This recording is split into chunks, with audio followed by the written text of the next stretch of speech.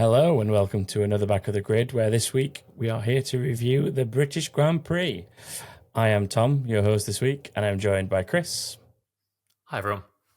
And Stu. Hello. Yeah. So lots of eventful bits and pieces from the race. A look into predictions, results. Obviously, the classic WTF moment and more. And lastly, we'll round out with some inbox. But let's just kick off with race, because I am desperate to talk about McLaren. I don't know about you two, but this is my bit now. I want to talk about this. We need some sort of fanboy klaxon for this episode for when McLaren fanboyism happens, because I've got a feeling it's going to happen quite a lot. We get accused quite a lot of being Mercedes fanboys, and I'm always a bit like up to a point, but not really. But on this occasion, I'm not even going to pretend we're not all McLaren fans. Yeah, I mean, if anyone listening or watching this thinks that we're Mercedes fanboys, go back and listen to maybe like the 2017, 2018 seasons and see how bored to tears. Big of fanboys we are there. Yeah, our brand colours are Red Bull coloured, so there's a reason for that. I mean, as people watching can see, I am sat in a Red Bull hat. You are. It's a good one as well. I like that one. I mean, I can barely tell today because the stream quality is not what it could be, but fair. You'll see it in the edit. It's fine. You'll see it in the edit. Yeah. So right, let's kick into it. Yeah, let's talk McLaren. Let's do it. For context on the kind of turnaround they've got, Miami was 5 races ago, and they finished 17th and 19th, and that was just they were there on pace. And now they're 2nd and 4th. Probably should have been 2nd and 3rd. And yes, there's caveats to it. This track very much suited their car and probably didn't suit some of their rivals. And we'll talk about at least one of them later on. But even so, like the upgrade, they've said from the start of the season, like the car's not where we want it to be. We've got a big upgrade package planned. Andreas Stella said it's verging on what you'd call a B-spec car, essentially. Yeah. And this is I think this is part 2 of 3 in terms of the big upgrade. And man, it's done the business. Like, yeah. Where do you even start? It's hectic, isn't it? Look, I'm going to say right now, I pointed this out last week. You did. At the end of the result last week of that race, I said, you wait until both of them have got it.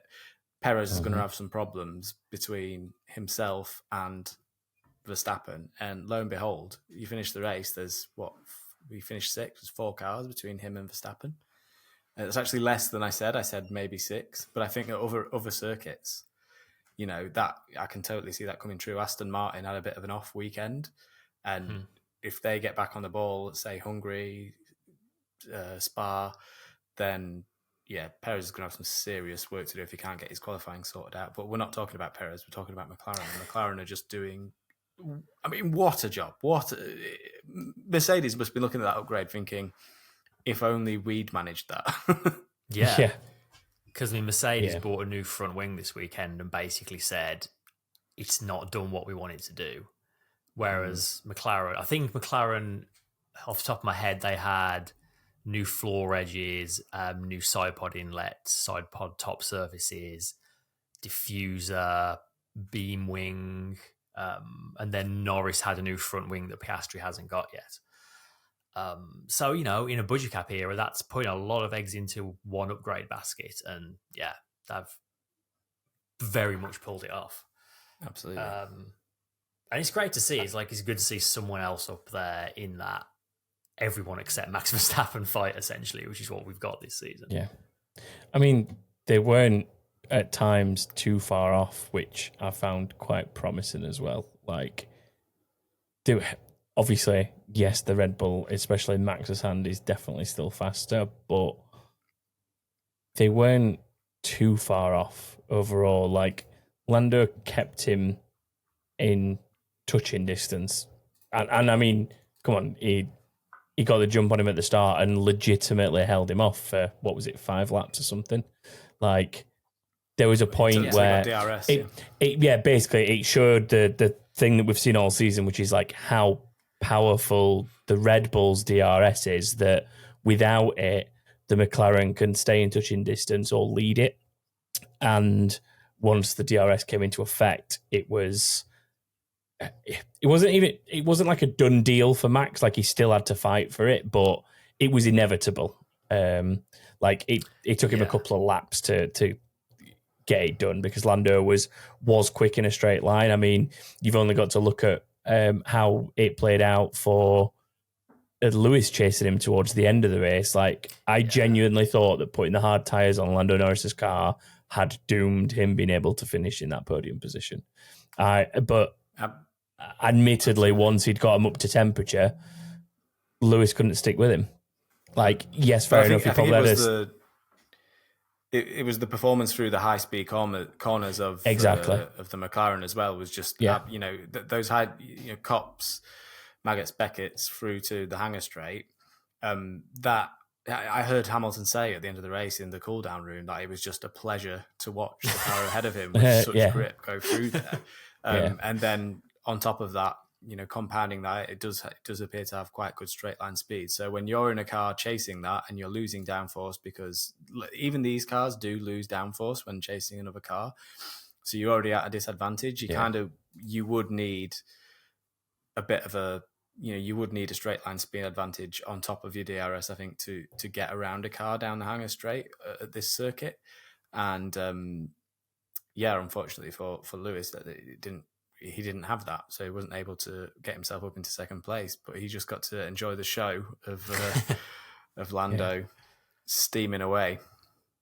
That I think at the end as well was like something else. Lando's defensive driving in those first couple laps after the safety car was so good, like such good car positioning.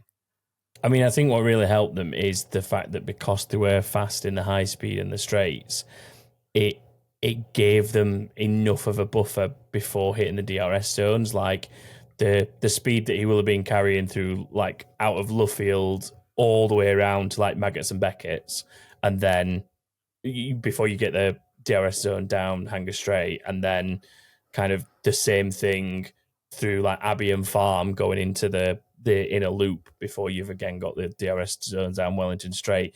It was like enabling him to, like, eke out just enough that, fair enough, Lewis was at times close enough to get DRS, but was so far back that he couldn't, like, quite make anything out of it. And it just really showed how good that McLaren upgrade has been for this kind of circuit, like long straights and high speed cornering. I'd be very interested to see how it fares at something twistier now, like a little bit more tricky, a little bit more intricate. Well, you won't have to wait very long. Yeah, I feel like Hungary's going to be a bit of a reality check, I think. Mm-hmm. We'll see. Well, no, I don't know. Not necessarily. I think if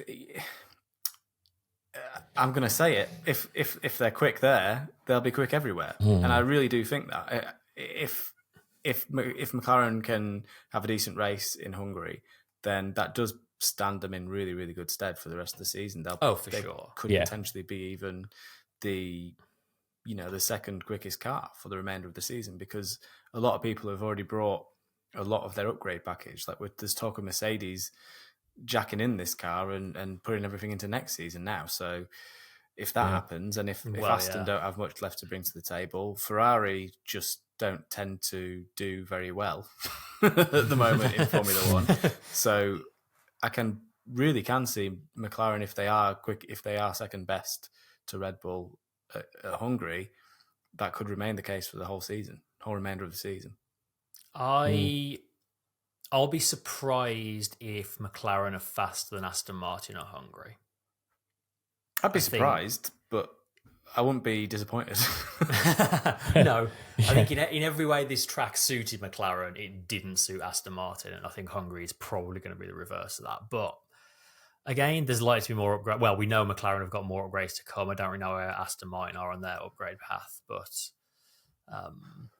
and then Mercedes have got one smallish upgrade coming at the moment before it sounds like they're going to switch focus to 2024. Although, there is learning to be had still from these cars leading into next year. There's not really much of a rule change aerodynamically and constructor-wise for the cars into Not at next all. year. So the rules right now are remaining largely the same, unless they think of some way of slowing Red Bull down, maybe. But I really can't see that happening. So No. hopefully, the real hope is that everyone, for having 2 seasons to figure out where they're slow, why they're slow, what's going on with their cars aerodynamically and key suspension wise. All this talk of aerodynamics and underfloors, it goes hand in hand with suspension. I've said this from the start of this formula, and it's so important now. Still, even I think that's why Mercedes is slow, is because their rear suspension is just not set up for this package of aerodynamics. But that's that's by the by. The hope is that everyone sort of gets in gear and figures out their cars, the whole package for next year. And imagine if it's as close as this next year, but Red Bull have been reeled in.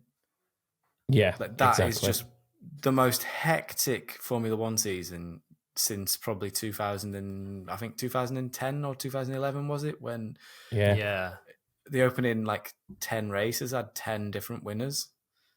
Because you can't, behind Verstappen, it's so hard to call the running order at the moment.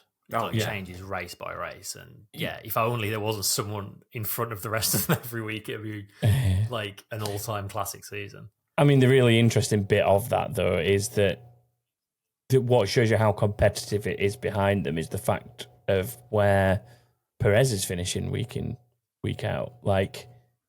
He's not been in Q3 for 5 races now, is it? 6 races? It's something like that, I think, yeah. It's been a long old time. Fair enough, he got a podium in Austria, but it's a far calling from where he was at the start of the season, going tit for tat with Max and Fernando just kind of following them round. It's a very different scenario now that teams like Ferrari seem to have got on top of what's going on. McLaren clearly have an upgrade that's working for them. It's Aston are kind of, even Mercedes as well, they're not where they want to be, but they're still definitely better off. You've only got to look at the constructor standings for that. They're ahead of Aston Martin, and I think if you told them after the first race or so that that's where they were going to be, I don't think they'd have believed you at this point. I know I wouldn't have believed it if you'd have said that. I would say that's definitely more of a result of their driver lineup than it is of their car. True. Very much so. Very true. Yeah, it's not always reflective of the car itself in its entirety, but still something to be said for it, I think. Yeah, I think you're right. I think everyone's improving. Everyone is slowly eating into that huge gap that Red Bull have got. I don't think Red Bull are going to need to do much more development, even though they'll be looking at how they can improve things, obviously. But there's only so much they can do this season anyway. Yeah.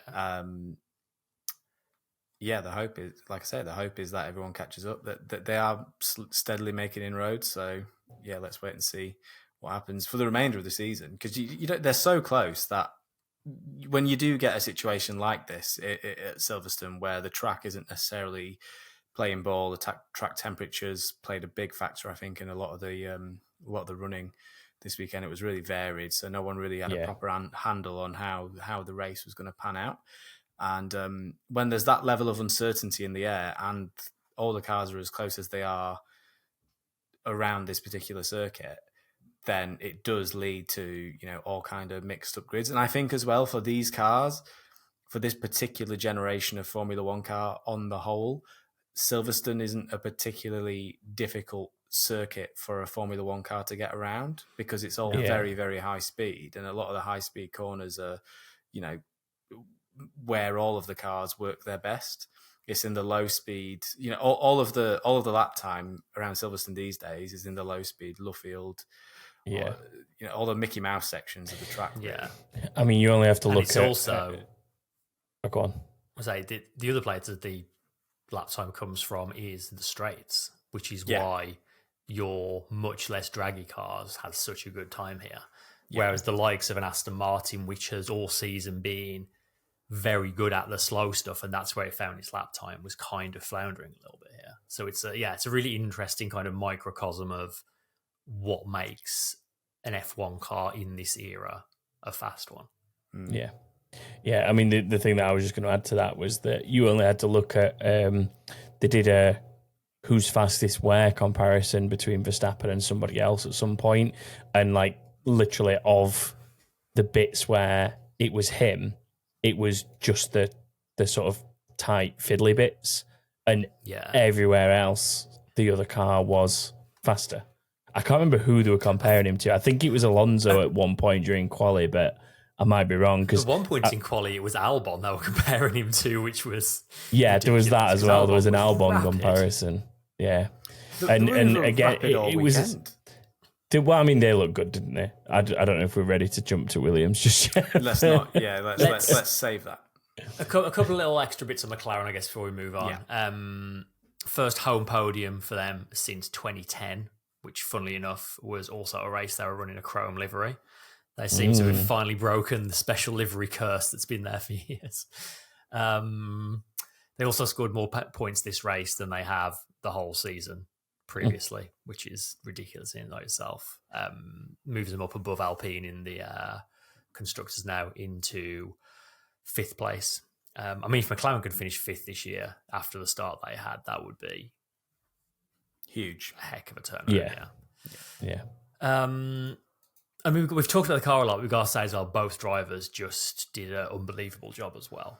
They were both excellent. I mean, Norris put in the sort of drive we've come to expect from him. We've seen him put in this kind of drive before. Piastri as well, though, was just didn't put a wheel wrong. Like, guy in his rookie season, this is the closest he's ever been even to a sniff of a podium. And, I mean, if not for the safety car, he would have been there. Like, such a good drive from Piastri.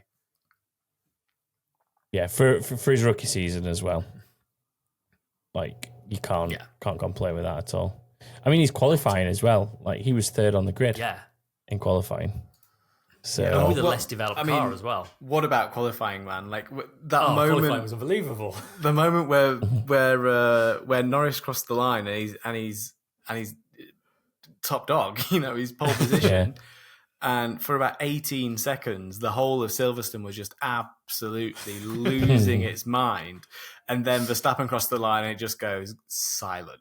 And he did it all in the last sector as well. Like, I know. His whole lap up to them was a bit middling. And then last sector, it was like, nah, actually, I think I'll have that pole position from you. And it was only 2 tenths as well. That's the other thing. I mean, that's the really crazy thing is like the gaps that he's had. Some of the gaps he's had in pole position. I mean, to be fair, they've not been much more than like 5 tenths, but still, like to be getting down to 2 tenths, you can it just shows you that everyone is kind of chipping away at them on single lap pace. Yeah. But it's the race pace where they've got everyone licked. So it's kind of irrelevant. I mean, I guess to move on to Red Bull, I think it's fair to say that this is probably the slowest they've been all season relative to the field. Like Max was complaining about the balance of the car quite a lot and he wasn't happy on the tyres towards the end. But the fact that a Red Bull being the slowest it's been all season can still win a race by several seconds speaks volumes to the car they've got this year. I think he'd pulled out like 9 seconds by the time the safety car had come out. Yeah. So they're thereabouts.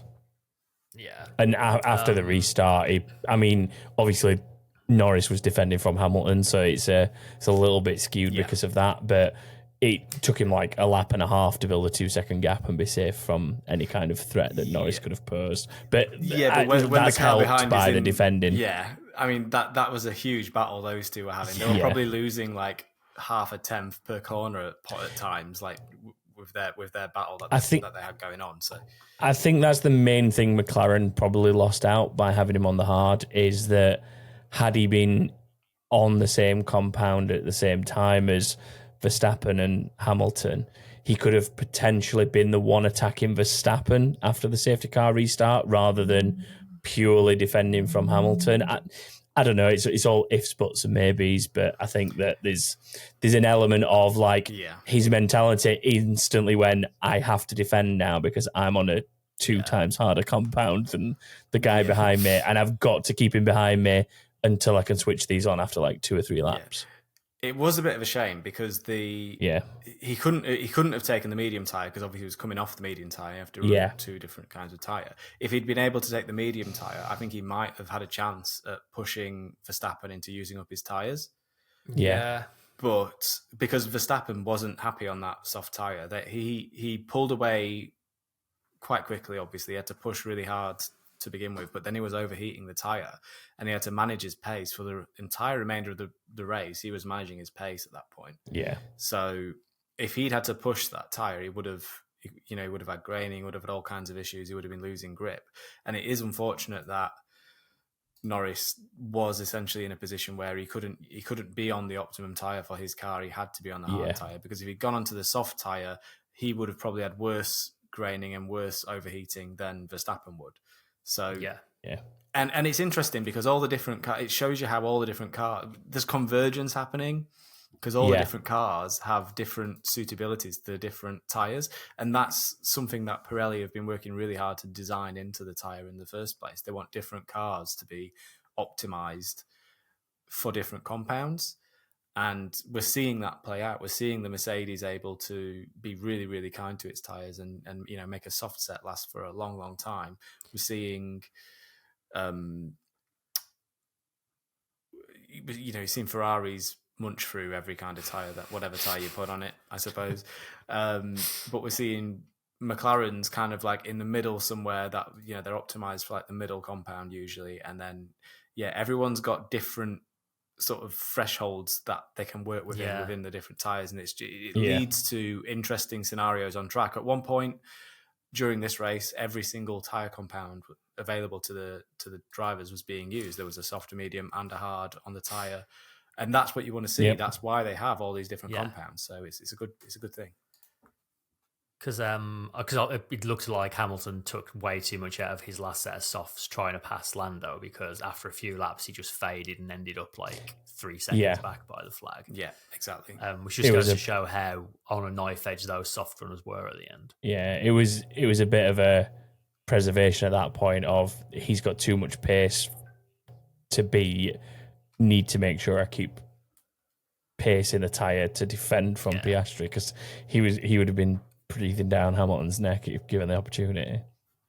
Oh, for sure.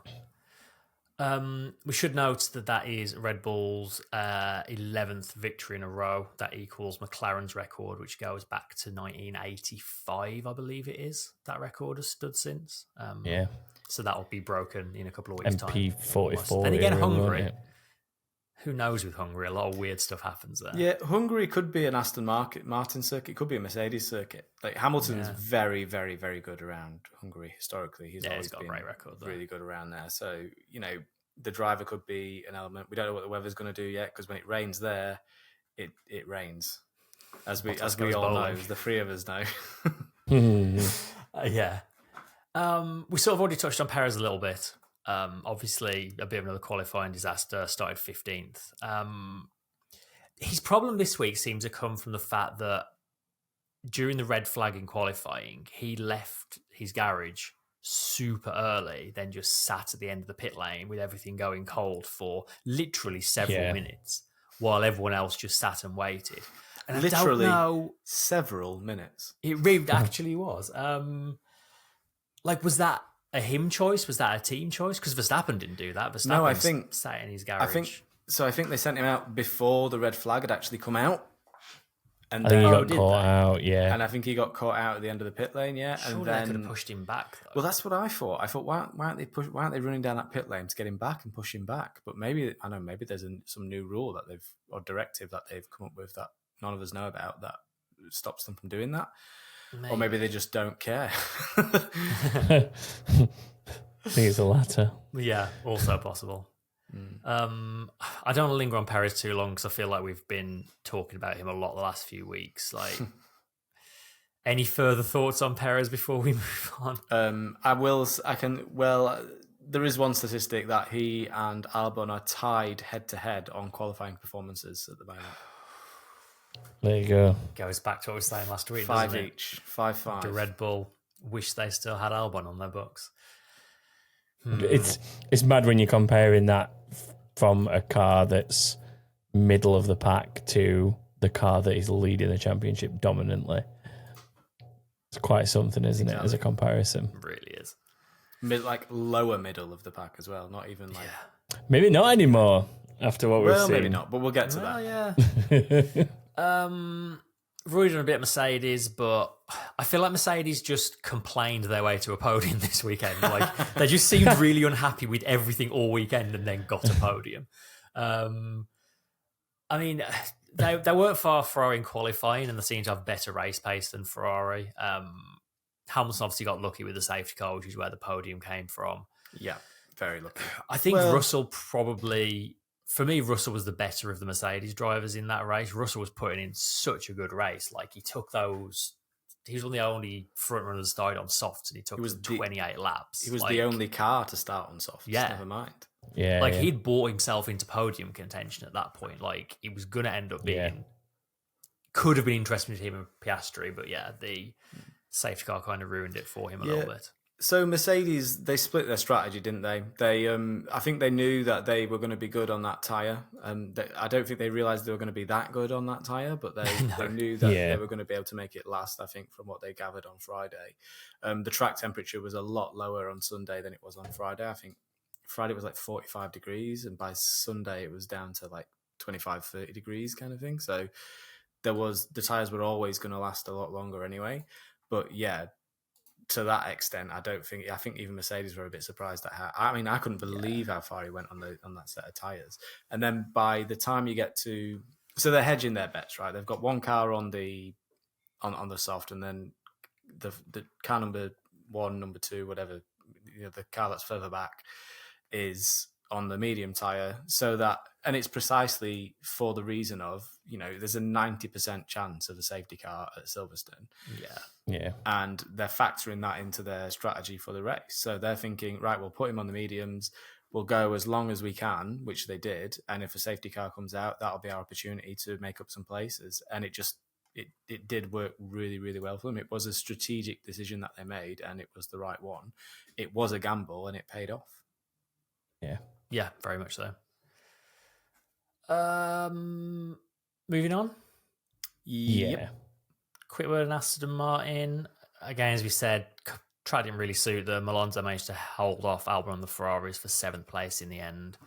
Stroll just had the sort of day from Stroll that we saw a lot of in previous years. He just seemed to be always involved with something somewhere, didn't he? It was a messy one, wasn't it, for Stroll? Yeah, definitely. Yeah.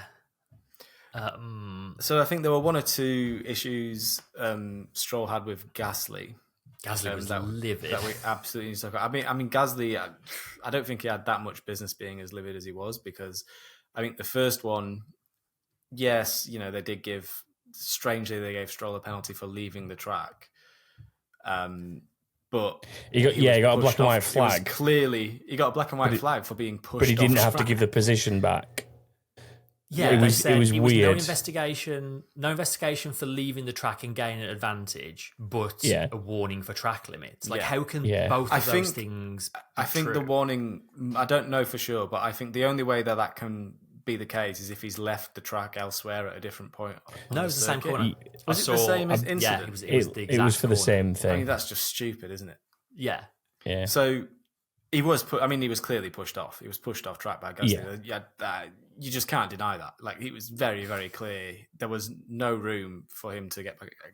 Gasly was like on the white line with his left wheels. Yeah. So there's no way, there was nothing Stroll could have done. And Stroll, absolutely, that was his corner. It was fair enough. Yeah. He was well along, more than enough. Like, in fact, he got to the apex before Gasly did. He didn't outbrake himself. He was well with it. You could see he was well within control of the car, and he just got forced off the track. And then obviously it came to blows a little bit further round, a couple of laps later, where I guess Stroll went off again, expecting to be pushed wide again, and came back on track and clumsily sort of porpoised into Gasly's. It was an unsafe rear rejoin, right. Really, wasn't it? He drove back onto the track in a place where there was already a car, ultimately. But I think I do think a lot of it is I would be more inclined to put it down as racing incident, because I think Gasly, didn't cover himself in glory through any of this skirmish that the two of those had. And I do think that when you look at the way, Gasly knew where Stroll was, he could have left more room for Stroll to come back onto the track. There's no doubt in my mind that he could have done that. He could have left the cars with it. He knows that car's coming back onto track, so why not? And he's kind of like off the racing line as well. He sort of goes over and touches the curb and then doesn't seem to move over to the left to widen the corner for the next right. So, yeah, I feel like he kind of like was almost trying to stop it. I wouldn't go quite as this far, but he was almost putting his car in a position to maybe make it difficult for Stroll to get back onto the circuit. Yeah. No one came out of either incident looking great, ultimately. No, that's true. It was pretty poor standards from both of them, I would say. Yeah. And it ended a pretty horrible weekend for Alpine, where they were like 7th fastest at best all weekend.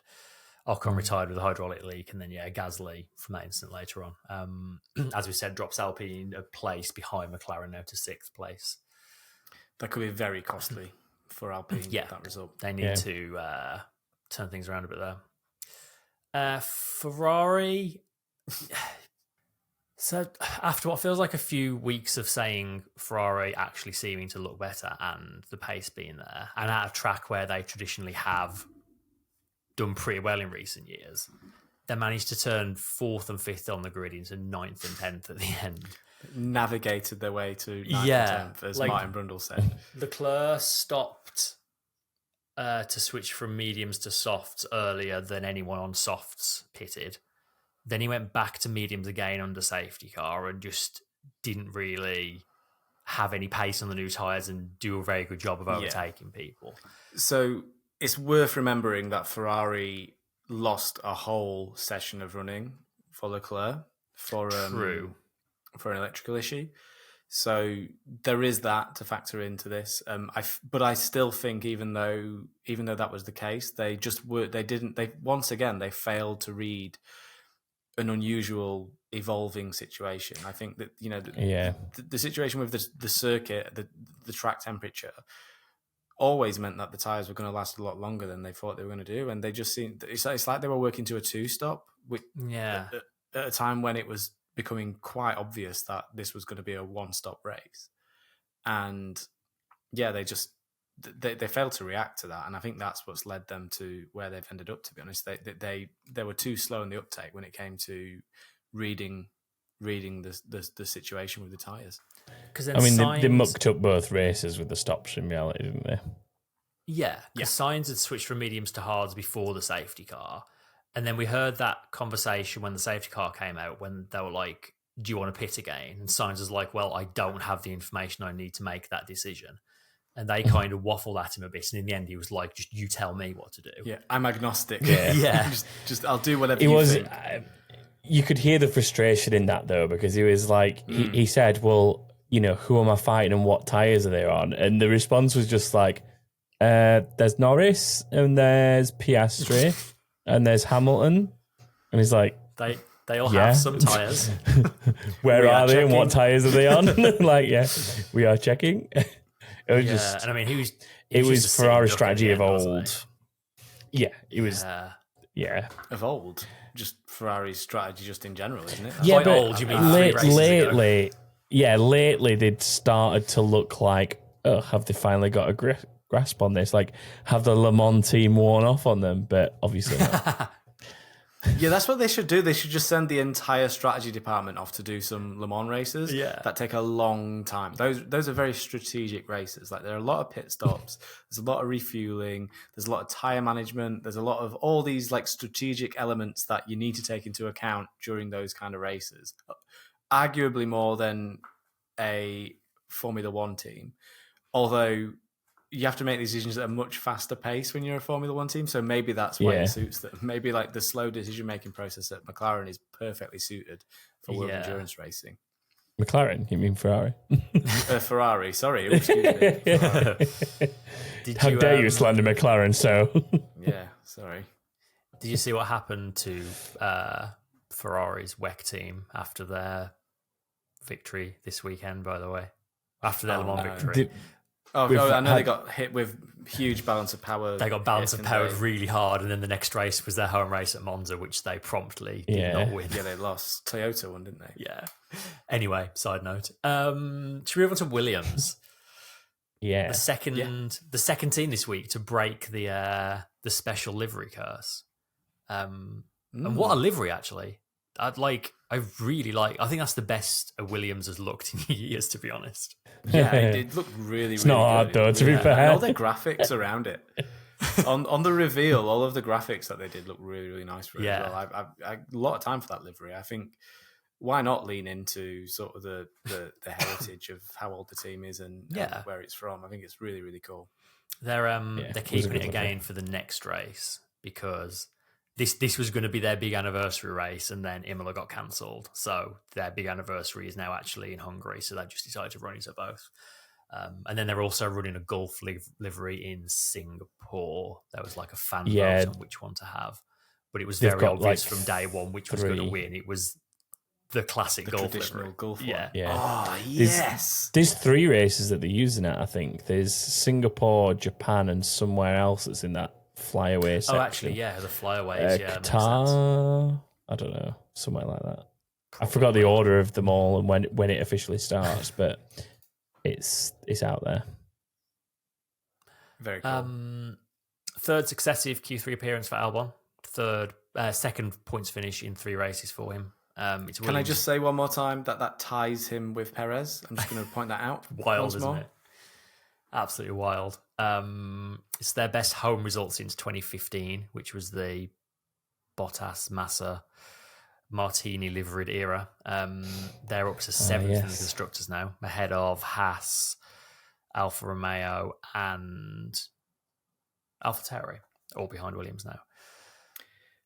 Things looking good at Williams, man. Like, they're turning it around. Like, James Vowles is really, really I mean, some of the articles I've read about that team recently about how, some of the processes they've got in place for building the car, they're still basically using paperwork. They don't have like digital tracking to go with the components of all the cars. And these systems obviously cost millions sometimes to put into place. And they're literally doing it all using like manual spreadsheets and really, really basic rudimental tools for tracking orders, like custom like a CRM, like a customer relationship manager, but it's a parts relationship manager. It's really, really basic. Like, the more you hear about what it's like there, the more amazing what they're managing to do at all. That was you've taken the words out of my mouth. Like, it amazes me that they've managed to, think of how many thousands of components go into building a Formula One car. Each one of these new components has to be tracked at every stage in their development and manufacture, production, shipping process. And I mean, it amazes me that they've even managed to build a Formula One car in the first place without having these tools in place. So, the fact that James Vowles has gone to that team now and has all of this experience that he's got at Mercedes, at multiple championship winning team, and seeing the processes they have in place and bringing all that to Williams, I think that team have the potential to, once they've got all these things in place, they've obviously got the brains for it. It's just a case of making it easier for them to apply their knowledge and taking away these obstacles that they've got in place of being good. That's what it is right now, I think, for Williams. There's just so many obstacles in their way of being good that they can't, they're not using their time effectively. And it feels like now James is in there, they might finally be cracking, being a Formula One team. they're doing things much more effectively. The decision making is faster. The process, the tracking of the design and build of all the parts is obviously going to get quicker and quicker and quicker as they develop their systems to facilitate that. And I really truly think it's starting to show already. Mm-hmm. And then on top of that, they've got a driver that will do the absolute maximum, it seems, with what he's given. Like, Albon is driving so well this year. Just like especially in that last phase of the race when, like, obviously there's a tyre difference, but he was just in there, like, mixing it with Alonso and the Ferraris and, like, overtaking a Ferrari at one point. Like, it was so much fun to watch. Yeah. Yeah, It's really good. legitimately there as well, like not by chance or through like weird strategy decisions or any like they're legitimately on merit, which was that was the best bit of all of that. Discounting Ferrari's weird strategy decisions, of course. I suppose, but for the most part, they were there. They were in the position they were on merit. Who they were fighting was slightly totally. through the doings of the other teams. But I agree with you that they're totally there on merit because they're doing a better job than the people that they're overtaking. That's clear. And I think, here's the thing. Here's the crazy thing. When you think of the money I've said this about Ferrari so many times of the years we've been recording this podcast, but you think of the money that goes into that Ferrari team and the technology they have compared to what I've just described at Williams. Yeah. How on earth is this happening to Ferrari? It's a scandal. It's inexcusable, isn't it? It is. I agree. Totally. Yeah. Another solid weekend for Sargent as well. Another Q2 appearance, finished 11th, just shy of the points, which is unfortunate for him. I think Sargent's really coming on. He didn't have the best start to his F1 career, but these last few races, the gap to Albon is coming down gradually, and he's not making the sort of silly mistakes in races that we're seeing from the sort of the De Vries, even like more experienced heads like Strolls and Gasly's of this world. If you look at the shenanigans they got up to, and Sargent just kind of got on with it. I was pretty impressed with him. He's quietly easing into a decent season, actually. Is it a bit like, but actually, it's not fair to Piastri. I think Piastri's quietly having a very good rookie season as well. It's taken Silverstone for us to properly really notice it, but he has been actually quietly getting on with it and doing a very good job. I think the same we can now begin to start saying the same about Sargent. I think he's doing decent. It's what you want though. Like that was Mick Schumacher's biggest enemy, is that he was always doing things that put him in the spotlight, whereas Sargent is just kind of quietly getting on with it and not really being noticed that much in your rookie season is probably for the best for the most part. Yeah. Unless you're like a Hamilton whose rookie season is a championship fight, but that's a rarity. Is there anyone else that you want to talk about in particular before we move on and do awards? I don't think we did. Have you done Alpine? We sort of talked about Alpine. Kind of done it already. Among talking about other ones. Obviously has had another disaster. AlphaTauri were nowhere, the usual story. Yeah, I reckon we work out who driver of the day is. I think we've covered it. More or less, I think we've covered all the stuff that All right then. Yeah, I think so. Should we do a driver of the day? Let's. Any I'm nominations? Waiting for a jingle and there isn't a jingle. There's not a jingle for driver of the day. No, there's not a jingle. There is a massive delay for Tom, so this is very difficult to. Driver of the day feels both like there's lots and lots of candidates you could pick this week, but also I'm finding it very easy to narrow it down to one person. I don't know where you guys are at with it. I'm going to go Russell. Norris, sorry, Norris. I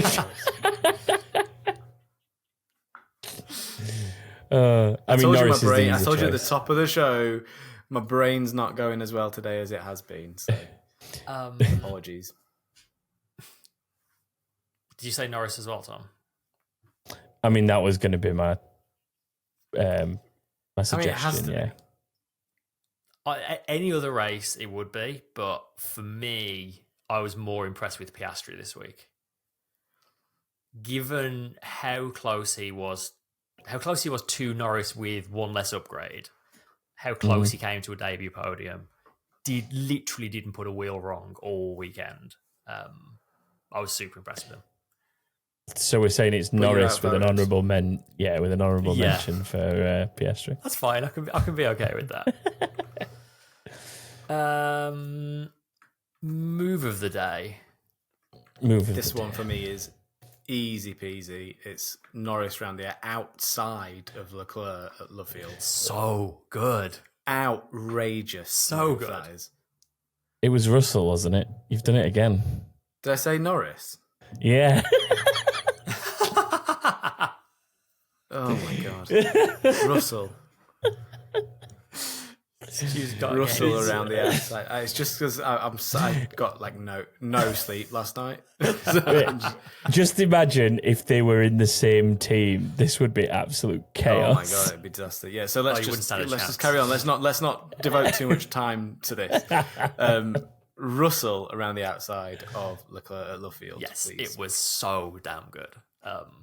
Yeah, I think honourable mention highlight. I want to give to the first time Perez tried to pass Sainz and Sainz like forked back past him through cops was very, very good. Yeah. Yeah. But yeah, we there's no point laying it inevitable. It's absolutely Russell for that one. 100%. And then last award, there's a lot of nominations for. We do have a jingle for this Honestly, what the f*** are we doing here? Some of these you're going to have to describe to me because I haven't seen all of these. All right, did you see the national anthem? No, I didn't see that. Tell me what happened. Everyone's favourite actor, Damian Lewis, singing with a saxophone accompaniment. It was abysmal and just strange. Of all the musicians in the world, why we'll go for an actor this time. Like, You know what's crazy? They had odd. like the Eurovision guy at the circuit as a guest as well. Didn't he do sang it last year, though? He did do it last year. do you know what? He did a great job. Just let him do it again. Yeah, just let him do it again. Just permanent. He can do all our Eurovisions as well if he likes. Yeah. I thought Leclerc had some pretty ropey defence against Russell in the opening section of the race, and the fact that didn't even get looked at was a bit. Yeah, but they'll give Stroll a penalty for being pushed off track. Not like a black and white flag. For But being also pushed not off. a penalty at the same time. Yeah, strange. Which is one of the nominations, is the fact that because he's even possible. I thought Sainz not knowing what Plan B was very funny. Yeah, that I was think he comical. did, but I just think he's just so exasperated with the team. He's like, remind me what Plan B is. I've stopped caring. That's what it felt like. And yeah, just all the Stroll Gasly business, I guess, as well. Yeah, I've got one. One of the presenters repeatedly called Cops Corner Stowe. Great.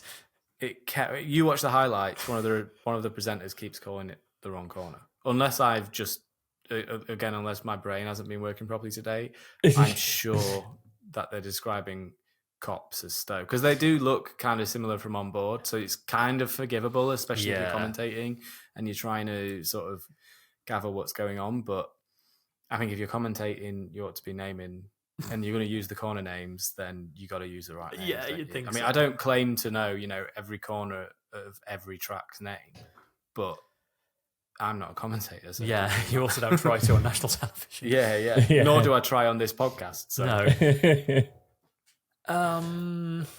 What are we thinking? Florence Pugh waving the checkered flag again was one of those moments where not so much WTF, but more like, do I even care? Like, why do they keep... There was a lot of celebrity business. I did enjoy, though, when they did the shot of her at the beginning of the last lap, and you could very clearly hear her mouth. Try that again. WTF. Yeah, you could very clearly see, like, something like, what was it? Like, they're so jeffing fast or something like that. Yeah, they're effing fast, I think was what was said. I mean, what could be more WTF than someone using an actual effing. F Yeah. in a race? We're also completely glossing over the fact that there was just a pretend Formula One team on the grid for the whole thing.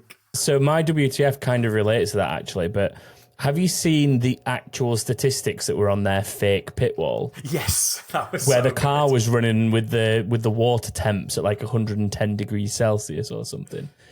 It was basically the car was effectively boiling water. Like and many everybody other said things that that didn't make sense. Like the garage they'd set up for the filming of this Brad Pitt film, like they'd gone to such lengths to make it look really legitimate. But then, yes, someone paid attention to on the screens and all the numbers were just like wild. It's like this car appears to have used 180 litres of fuel on the last lap and like weird stuff like that. It was It's one bonkers. of those things where, like, in Hollywood, they would have hired like a company that does only like screens, Because these companies exist. So there's a VFX company that I actually know, that someone who works at one of them, who their entire job, everything they do, every job they do for every film is the graphics for the screens in sci-fi films, in any film you can think of. Their thing is to do like the interface design in all the screens. And it's actually really cool.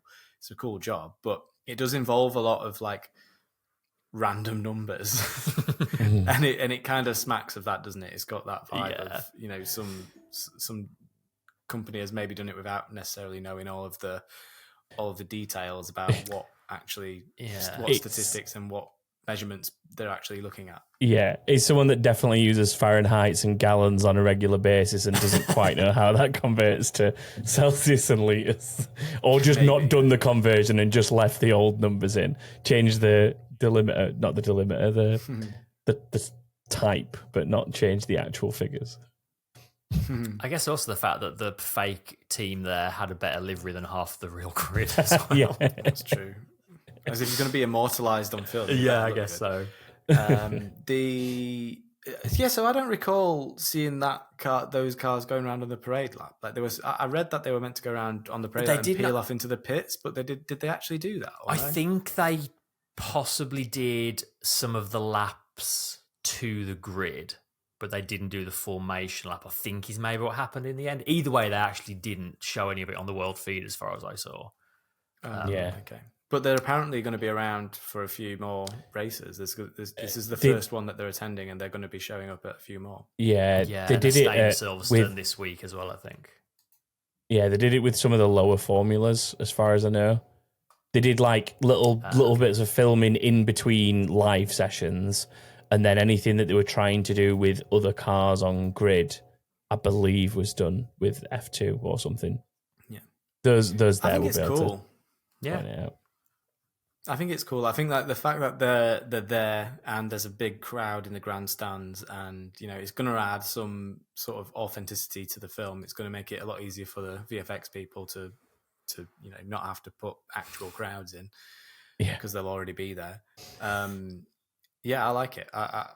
And it did look like a Formula One car. I know it's an F2 car that's been sort of rebody worked. They've done a good job, Formula One car, but it looks legit. It looks really cool, I think.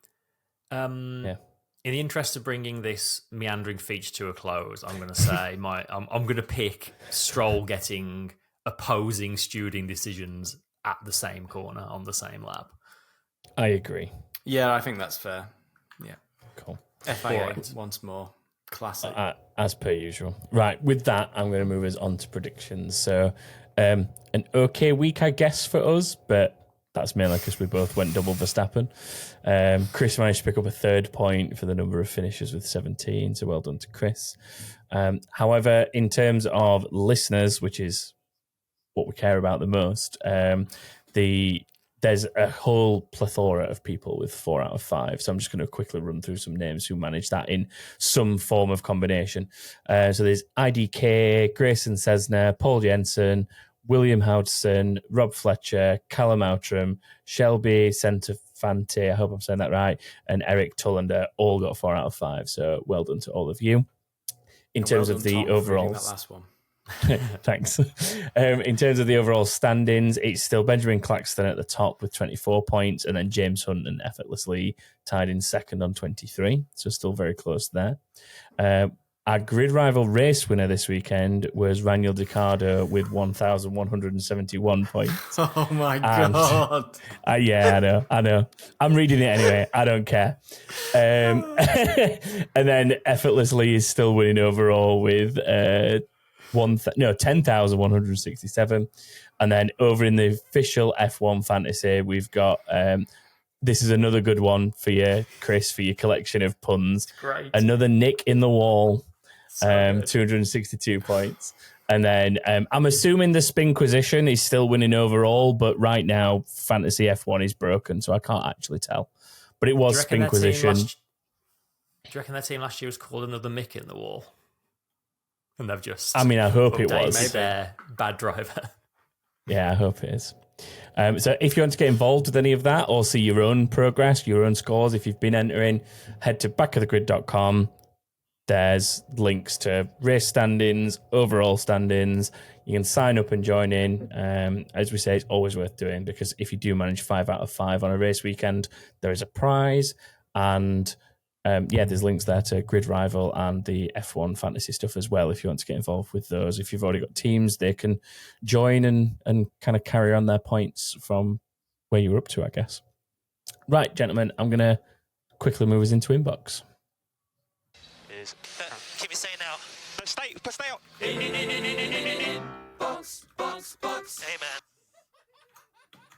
man. Shall I take the first one? Go for it. Yes. So Wesley JP says, "Hey man, McLaren and Williams show glimpses of being able to challenge the Red Bull without DRS. We've seen the flaw. Do you think the engineers will be able to figure out what it is with the DRS that gives them that much more of an advantage?" Good question. Yeah, so when he says challenge Red Bull, he's talking about top end rather than over a lap, I assume. I mean, DRS is a lot more visible a thing than the floor. Like, obviously, they got a good look at the floor in Monaco, but you can have a look at what's going on with the DRS of that car. The problem is, any development at the rear of the car, you can't just replicate. Like, every other surface from the nose of that car has influenced the airflow before it gets that rear wing. So it's never just as simple as copy the thing. You've got to look at you're not going to everything else that's going on. You're not going to copy the rear wing and suddenly have an amazing DRS. That works. I think the way that their DRS is working is it's integrated with the diffuser, and somehow when they're opening the DRS, it's stalling another part of the aero of the car, which is giving them even less drag. I believe that's the consensus, isn't it? That's what people seem to think. Something along those lines. So to replicate that, you'd almost need to be able to see the air coming off the back of it. Yeah. And, unless you can get that car in a wind tunnel with some smoke around it, you're not seeing that. So it's going to be very, very difficult for them to replicate. But these are the smartest minds in the world. I'm sure if they put their minds to it, they'll be able to figure out their own ways of making their DRS more effective. Maybe all the flares at Zandvoort, actually, they'll get a good look at what's going on with the airflow. Either that or the rain at Spa. Shall I do the next one? Yeah. Go for it. Mike P asks, "Hey man, thoughts on James Vell's contribution as recently appointed team principal towards Williams' mid-season improvement?" Sort of already touched on that. I don't know. My gut feeling would have been that it's too soon to really see someone in like a top position like that having an effect, but I don't know. From what we were discussing earlier, like maybe we are seeing someone who has come in from, obviously Mercedes is such a different setup.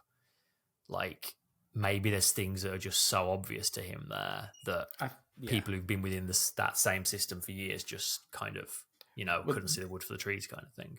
I think that's a lot. To go back to it, that's kind of a big part of it. They do have a lot of old things that we've always done it this way in inverted commas. So I think part of his challenge is bringing those people around. And I think this is where like the most immediate results are probably going to come for him as well, is bringing those people around and showing them that, the ways that they could be doing it, that could be more effective, that could be better uses of their time, that then allows them to be more creative and put more time into the things that actually make the cars go fast, rather than the silly, many steps that they've got to take to manufacture a product. If you can get those steps condensed down and get your timeframes condensed down, then that means every step of the design process gets quicker. If you can get, parts designed in CFD and get them through the CFD simulators and then onto the wind tunnel faster, then, you're going to bring that's the very beginning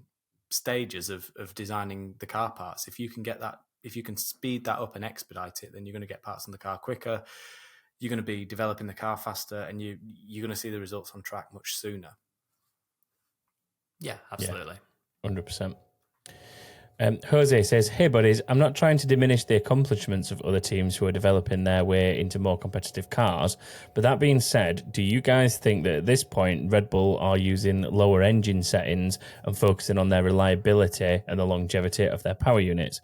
Have we seen Red Bull's full pace over recent races, and if not, will we see it again this season?"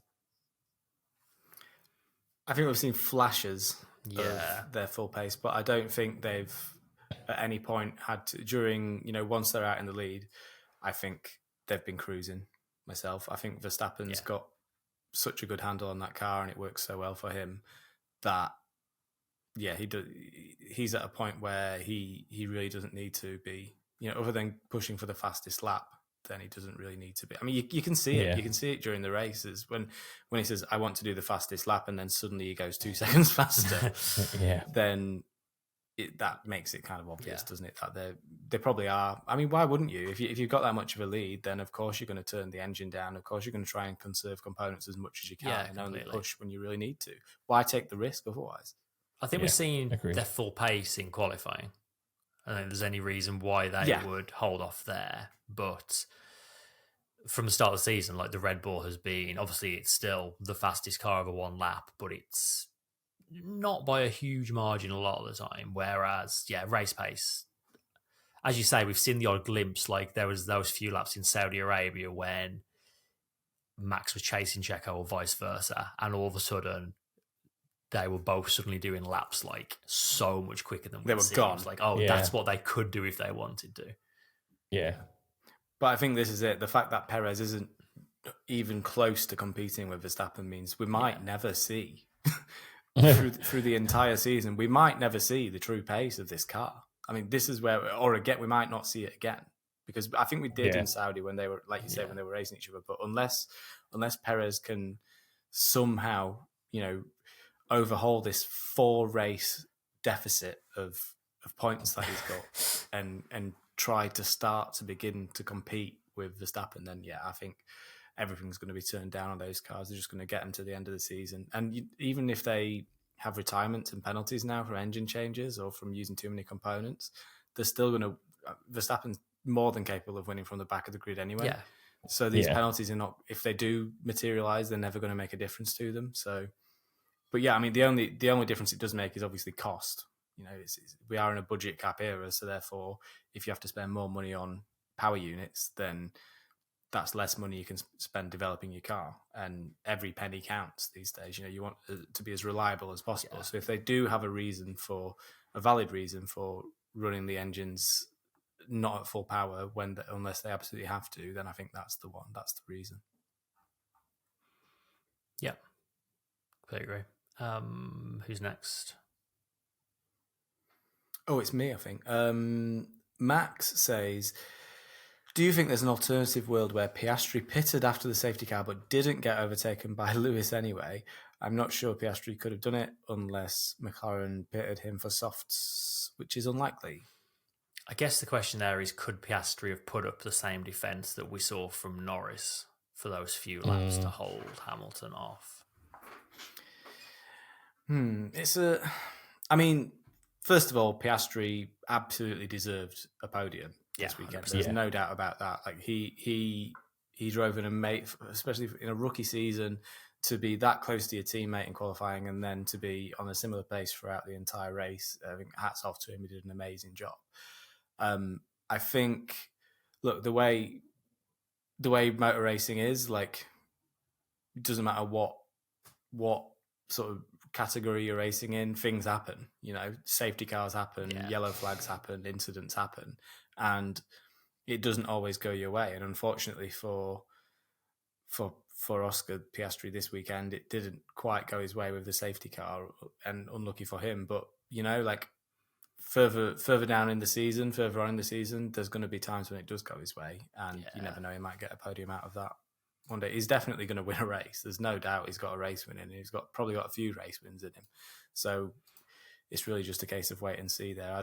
I'm not really into this world of what ifs and buts kind of thing. I think the truth is we don't know. Like, we've not really seen Piastri in situations like that before. So at least not in F1. So we're not entirely sure what he's going to be capable of in that situation. But yeah, I'm sure we'll see it sooner or later. Yeah. Next question from Charlie Brigden. Hey man, unrelated to Silverstone, but Las Vegas has just unveiled its new $2 billion megastructure sphere thingy. It's the biggest sphere on the planet and is a huge LED screen that can display anything, and it's smack bang in the middle of the F1 track. What would you want to see displayed on the sphere during the Grand Prix?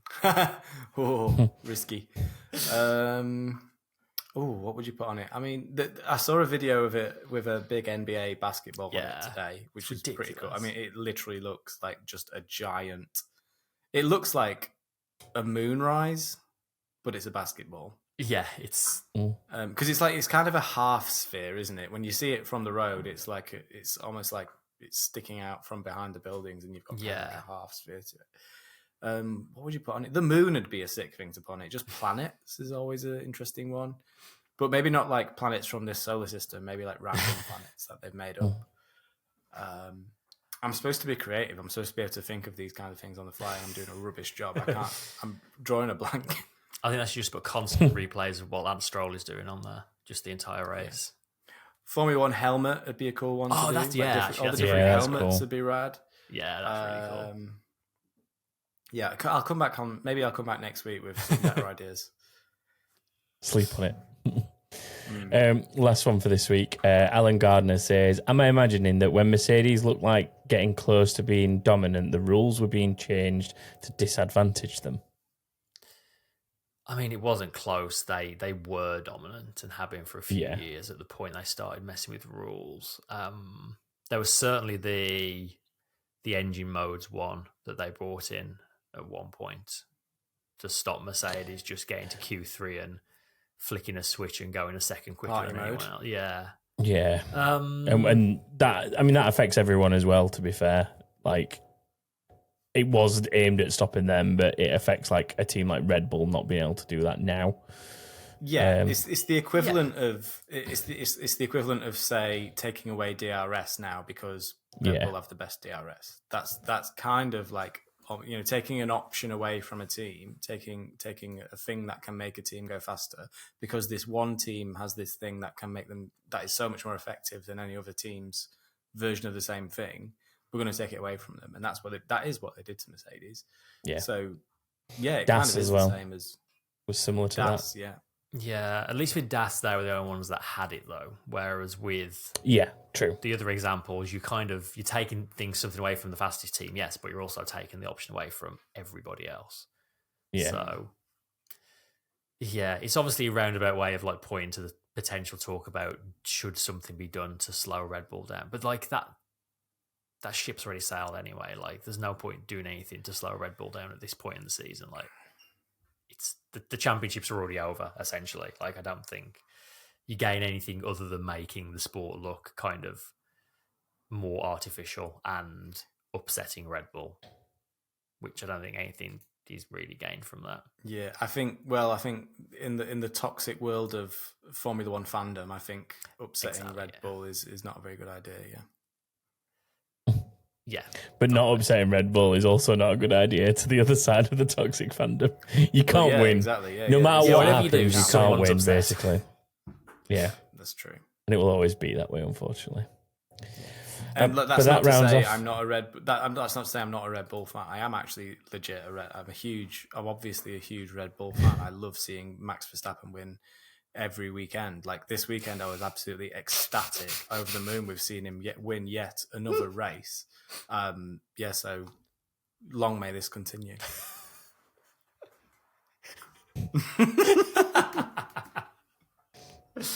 I'm not even dealing with the comments this week after that. You can deal with them yourself. I might edit that bit out. That rounds us off for this week. So thanks to everyone who has joined us live. If you'd like your opportunity to do that, head over to Patreon at patreon.com/backofthegrid, where there's details of how to get involved. Basically gets you access to our Discord and our live streams from a video format as well. If you are looking to check out the video, maybe you've not done it yet, head over to YouTube. We're now on there. So if you've been listening to this on audio format for so long that you'd love to see what our faces look like, YouTube is the place to do that. And if you are already here via YouTube, please remember, like, subscribe, bell icon, all Leave a that comment. jazz. And yeah, leave the comments and I'll argue with you. It's fine. But that is it for this we're week, trying not to everyone. argue. We're trying to be constructive. Yeah, let's It's keep only banter. things civil in the comments. Yeah, It's always please banter. do. This is that. You know what? Genuinely, that is actually quite important because, like, at the Discord group that we have, and everything about this podcast is kind of about like everyone being nice to each other and it being a safe space for us all to talk about Formula One and not Agreed. sort of worry too much about like what other people think. Yes, everyone has different opinions, but we're on back of the grid and in the back of the grid Discord and hopefully in the comment section, we're respectful of each other and we treat each other like human beings with opinions, with real lives. So yeah, we need to stick to that, please, in the comments. Thank you. Yes. And if you would like to get away from what is Twitter right now, we should have a thread account by the time this goes out. So follow us there too. That's new. That's what everyone's doing now. Come there Yes. to avoid the cesspit new that hotness. Twitter has become. Until Threads just becomes like all the rest. But for that small window of time when it's not, let's go enjoy We'll it. be there. Let's go enjoy. On that note, it's time to say goodbye, everyone. So bye, everyone. Bye, Okay, everyone. bye.